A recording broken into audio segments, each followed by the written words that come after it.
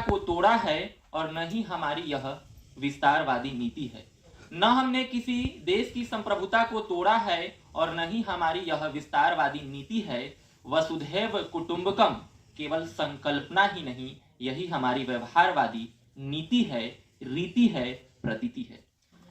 नमस्कार, मैं बिजलाला आज उपस्थित हुआ हूं अपने विषय लेकर, जिसका सर्वप्रथम आप सभी को मेरा नमस्कार। मेरा विषय है दक्षिणी चीन सागर का विवाद और इसका क्षेत्रीय प्रभाव। तो पूरे विश्व के लिए दक्षिणी चीन सागर जो है यह एक रणनीतिक और सामरिक दृष्टिकोण के साथ साथ आर्थिक और सामाजिक दृष्टिकोण से भी महत्वपूर्ण स्थान रखता है। हम जब कई सारे भूगोलवेत्ताओं के द्वारा, कई सारे राजनेताओं के द्वारा कई सारी अवधारणाएं चलती है, हम सभी जानते हैं चीन की विस्तारवादी नीति को। अभी हमने देखा है श्रीलंका को कंगाल होते। वर्ल्ड जो इंडेक्स है उसमें श्रीलंका की स्थिति काफी ठीक थी, लेकिन बाद के समय में जब वो कर्ज के जाल में फंस गया, इसी के साथ साथ कई हम द्वीपीय देशों की हम बात करते हैं।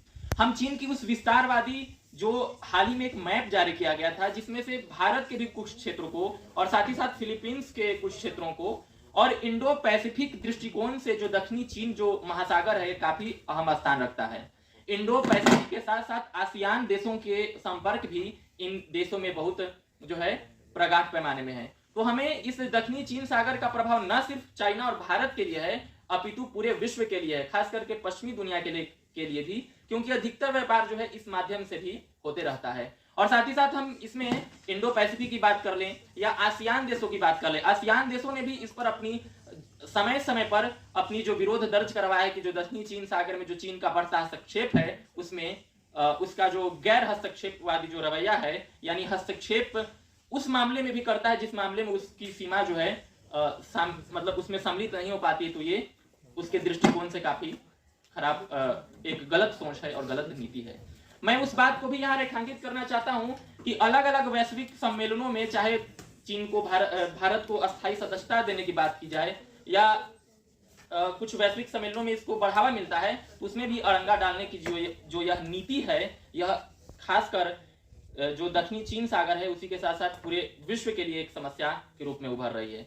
तो मेरा यह दृष्टिकोण है कि चीन को इस विस्तारवादी नीति से भारत अपनी समन्वयवादी नीति को ही अगर टैकल करे तो यह इसमें अपनी अहम भूमिका निभा सकता है। हम हाल ही के मालदीव के जो अभी डिस्प्यूट हो रहा है उसको भी हम लेकर चल सकते हैं। उसने ऐसा कर्ज में और ऐसा फंसाने की चाहत कर रहा है कि बाद में किसी देश को उठने की भी हिम्मत नहीं हो पाती, जैसा हमने कुछ उदाहरणों में उसको स्पष्ट रूप से होते देखा है।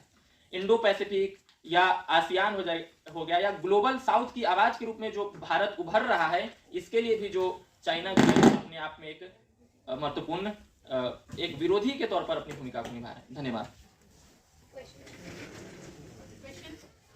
महोदय, जैसे कि आपने दो उदाहरणों का जिक्र किया, एक चीन का श्रीलंका को कर्ज देना और दूसरा भी हाल ही में मालदीव का, तो आप इसे कूटनीति का जरिया नहीं मान सकते, क्योंकि चाणक्य नीति में लिखा है कि दुश्मन का दुश्मन उसका दोस्त होता है। तो श्रीलंका जब मालदीव चाइना के पास गया तो उसने कर्ज मांगा है, ना कि चाइना ने दिया है। तो अगर चाइना उसको अपने विस्तारवादी नीति के क्षेत्र में ला रहा है तो आप इसे गलत किस प्रकार से ठहरा सकते हैं?